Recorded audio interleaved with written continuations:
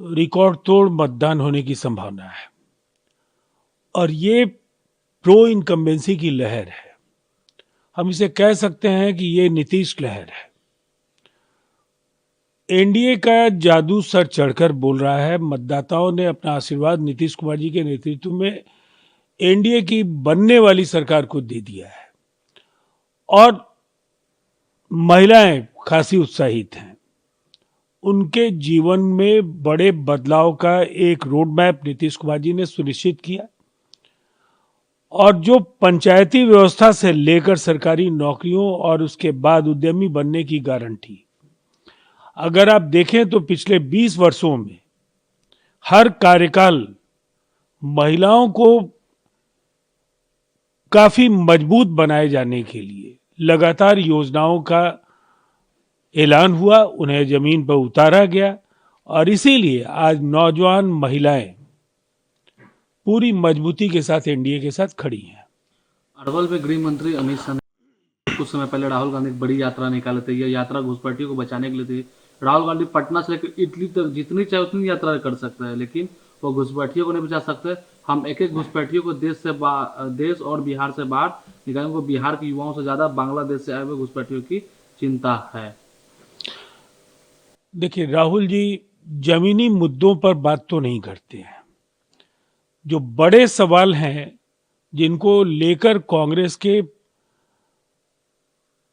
वैचारिक दिवालियेपन ने आज कहीं ना कहीं का राहुल गांधी को नहीं छोड़ा है। पूरे देश में कांग्रेस का ग्राफ सिमट गया है। बिहार में सबसे मुश्किल वक्त आज अगर आरजेडी के लिए है तो कहीं उससे ज्यादा कांग्रेस के लिए है और शायद इसीलिए जो कुछ भी लेकर वो जनता के बीच गए उन मुद्दों की भी उनको समझ नहीं है और जो एनडीए ने काम किया केवल उसकी मुखालफत करके और बदले में कोई अगर आप विजन नहीं देंगे तो लोग आपको नकारेंगे ही और वही उनके साथ हो रहा है। राहुल गांधी ने कहा कि मैं हार नहीं मान रहा हूं। पूर्णिया में कहा है रैली में, मैं साफ तौर पर कह रहा हूं कि नरेंद्र मोदी, अमित शाह और मुख्य निर्वाचन आयोग है वो ज्ञानेश कुमार वोट चोर, उनका पूरा प्रयास चल रहा है।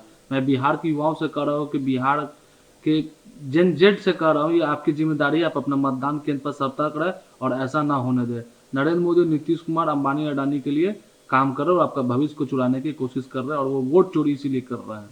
देखिए, ये 14 तारीख को उन्हें क्या कहना है उसका ट्रेलर उन्होंने दिखाना शुरू कर दिया है।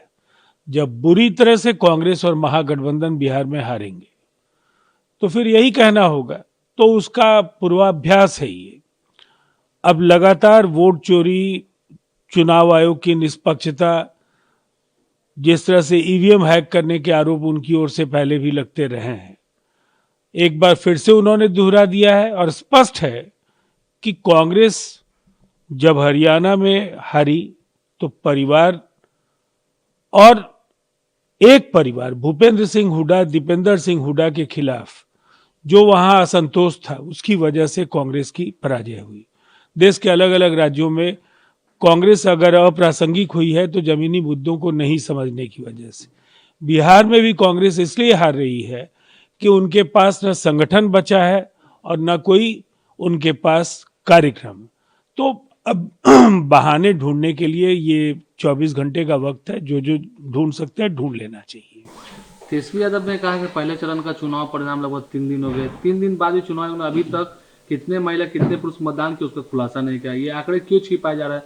वीवीपैट पर्चियां भी रोडों पर, सड़कों पर बिखरी मिल रही है। सीसीटीवी कैमरे बंद किए जा रहे हैं।